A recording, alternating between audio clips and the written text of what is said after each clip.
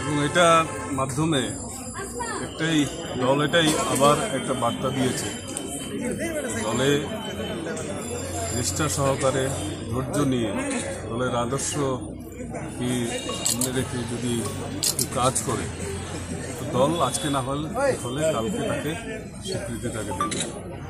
এবং আমাকে এই স্বীকৃতি দল যেটা দিয়েছে তার জন্য আমি কেন্দ্রীয় নেতৃত্ব, বিশেষ করে আমাদের মাননীয় প্রধানমন্ত্রী নরেন্দ্র মোদীজি, আমাদের রাষ্ট্রীয় সভাপতি জেপি নাড্ডাজি, আমাদের গৃহমন্ত্রী শ্রী অমিত শাহজি এবং আমাদের আসামের সর্বকালের সর্বশ্রেষ্ঠ মুখ্যমন্ত্রী ডক্টর হিমন্ত বিশ্ব শর্মাজি, আমাদের রাজ্যিক সভাপতি দিলীপ শইকিয়াজি সহ আমাদের দলের সকল বরিষ্ঠ নেতৃবৃন্দ, দলের আমাদের আসামের 60 লক্ষ যারা কার্যকর্তা যারা রয়েছেন, প্রত্যেকের আশীর্বাদ এবং শুভেচ্ছায় আজকের দিনে এই প্রাপ্তি আমার ঘটেছে।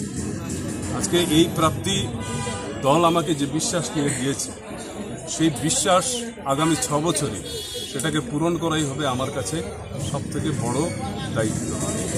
এবং আসামের সাথে সাথে বিশেষ করে বরাক উপত্যকার বর্তমান সময়ে আপনারা লক্ষ্য করেছেন যে আমাদের সরকার আসার পরে, কেন্দ্র এবং রাজ্যে সরকার আসার পরে বরাক উপত্যকার, বরাক এবং ব্রহ্মপুত্রের সমন্বয়নের চিন্তাধারা নিয়ে আজকের দিনে আমাদের মাননীয় মুখ্যমন্ত্রী কাজ করছেন।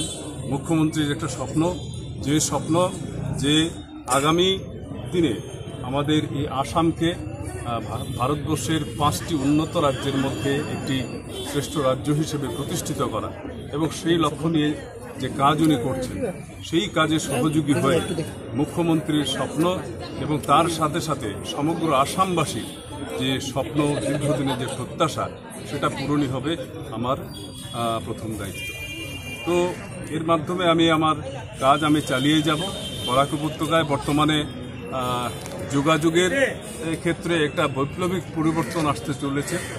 বিশেষ করে আমাদের ইস্ট ওয়েস্ট করিডোর যেটা মহাসড়ক আগামী 2026-এর জানুয়ারি মাসে সেটাকে ডেডলাইন দেওয়া হয়েছে যে সেটা সম্পূর্ণ করার।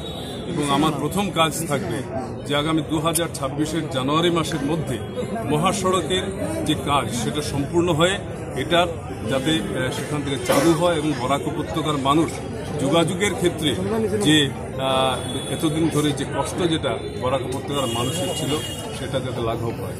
সেই সঙ্গে সঙ্গে ইতিমধ্যে আপনারা লক্ষ্য করেছেন যে আমাদের মাননীয় প্রধানমন্ত্রী আমাদের এই বড়াপানি থেকে 5 গ্রাম পর্যন্ত গ্রিনফিল্ড এক্সপ্রেসওয়ে হাইওয়ে 22,000 কোটি টাকা ইতিমধ্যে সেটার জন্য স্যাংশন করা হয়েছে, এবং সেই কাজ যাতে সময়ের মধ্যে যাতে সম্পূর্ণ হয় সেটার দিকেও আমার দৃষ্টি রাখব। আর এছাড়া বরাক উপত্যকার বিশেষ করে আমাদের এখানের যে ছেলেমেয়েরা যারা রয়েছে, যারা বিশেষ করে সুযোগের অভাবে এখান থেকে বাইরে তারা চলে যাচ্ছে, তো আমার একটা দায়িত্ব থাকবে বা চেষ্টা থাকবে যে এই ধরনের ইনফ্রাস্ট্রাকচার যাতে বরাক উপত্যকায় আগামী দিনে সেটা তৈরি করা যায়, যাতে এখানের ছেলেমেয়েরা পড়াশোনা করে এখানেই যাতে তারা নিজেদের যোগ্যতা অনুসারে তারা যাতে এখানে নিযুক্তি তারা পায়। তো সেটা আমার লক্ষ্য থাকবে। ইন্ডাস্ট্রিয়ালাইজেশন সেটাও আমার একটা প্রাথমিকতার মধ্যে থাকবে। তো এসবের মধ্যে আর বিশেষ যেসব কাজ যেগুলো রয়েছে, বর্তমানে আসামে বন্যার সমস্যা রয়েছে, বন্যার কিভাবে বা আমাদের এই রিভার ইরোশনের একটা সমস্যা রয়েছে, সেগুলো যাতে একটা সুরাহা পর্যায়ে যাতে পৌঁছা যায় তার জন্য আমার প্রচেষ্টা অব্যাহত থাকবে। আমি বরাক উপত্যকার প্রতিজন নাগরিক, আমার দলের প্রতিজন কার্যকর্তা প্রত্যেকের প্রতি আমি কৃতজ্ঞ যে তারা এতদিন সংগঠনে কাজ করার সময়ে আমাকে যেভাবে তারা আশীর্বাদ এবং তারা ভালোবাসা তারা দিয়েছেন, শুভেচ্ছা তারা রেখেছেন। আমি তাদের কাছে প্রার্থনা করব আমার আগামী এই নতুন যে পথ চলা সেটাতেও তারা আমার সাক্ষী হবেন এবং তাদের সেই আশীর্বাদ এবং শুভেচ্ছা আমার সাথে থাকবে, যাতে আমি আমার কাজগুলো সম্পূর্ণ করতে পারি।